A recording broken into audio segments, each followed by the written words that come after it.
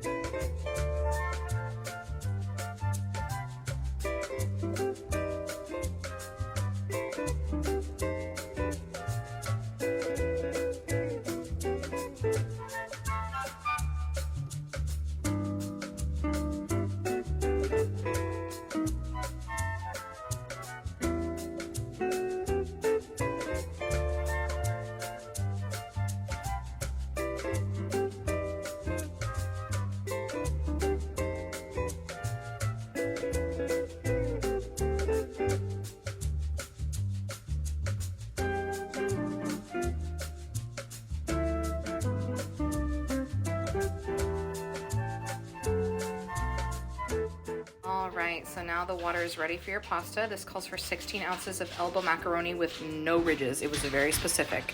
So go ahead and do that till al dente, about, I don't know, 6 to 8 minutes depending. Then separate that and put it into a bowl all drained. Sorry if you hear my dogs fighting in the background. They do this every time. Hank, you're being rude. Alright, so then you're going to go ahead and take 8 tablespoons of unsalted butter, and you're going to mix in your milk and your cream. So 1.5 cups of heavy cream, and then half of a cup of milk. I use 2%, but I don't think it matters what kind you use. And then you're gonna wanna cook this on the stovetop until all the butter is melted.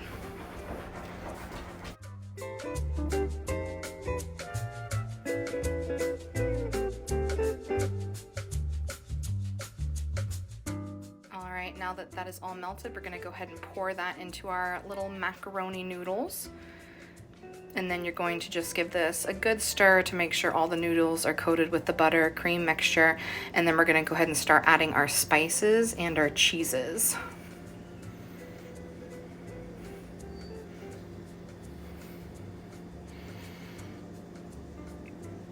All right, so the first thing we're gonna add up is that Velveeta. Go ahead and break it up, spread it out, and then we're going to mix that in.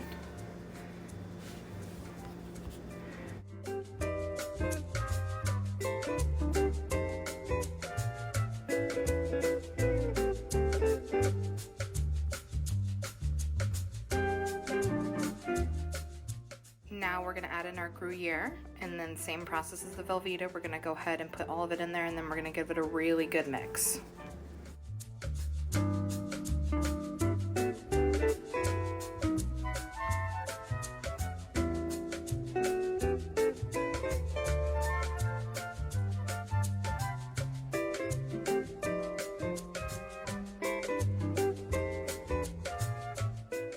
Now that the cheese is all mixed in there, we're going to get started with our spices. We're going to use 1.5 teaspoons of mustard powder. I just did it in 3 half-teaspoon increments because I like that it fits inside the little the little spice container. So 1.5 teaspoons mustard powder. Then you're going to use half a teaspoon of ground nutmeg.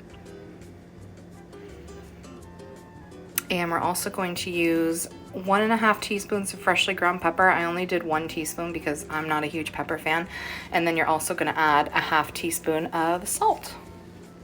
And then same thing, we're gonna give it a really, really, really good mix before we get ready to put it in the 9x13 container.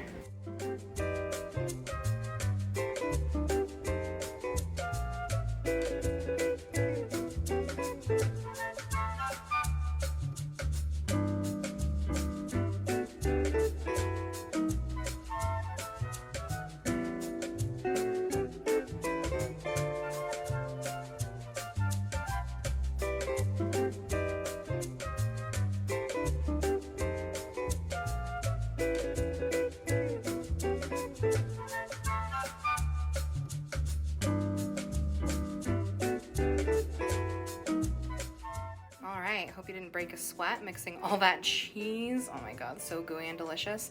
So then we're gonna go ahead and pour that in your pan. And then you're just going to want to make sure everything's like got an even layer.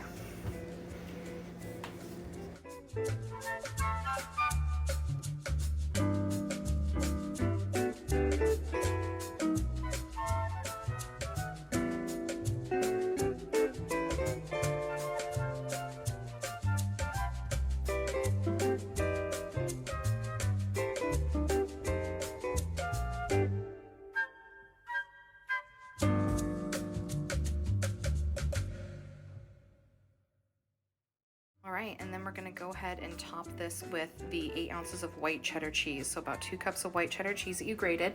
Then you were gonna go ahead and pop this into the oven at 350 degrees for 25 minutes. And the next step is getting ready to make the yummy panko buttery topping. So we're gonna go ahead and put a pause on this. I'm gonna come back with the panko and then we should be set.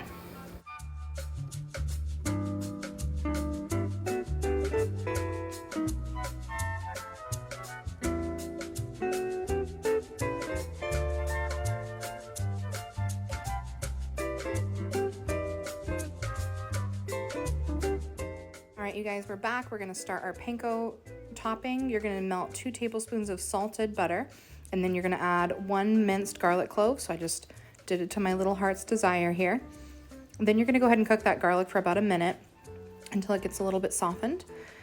Then we're gonna go ahead and add 3 cups of plain panko breadcrumbs. Plain panko breadcrumbs.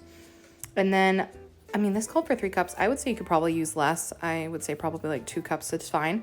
Then you're gonna go ahead and also add it says 2 pinches of salt. So just add a little bit of salt to it. And then you're gonna wanna go ahead and mix this up for about 7 minutes until it's golden brown.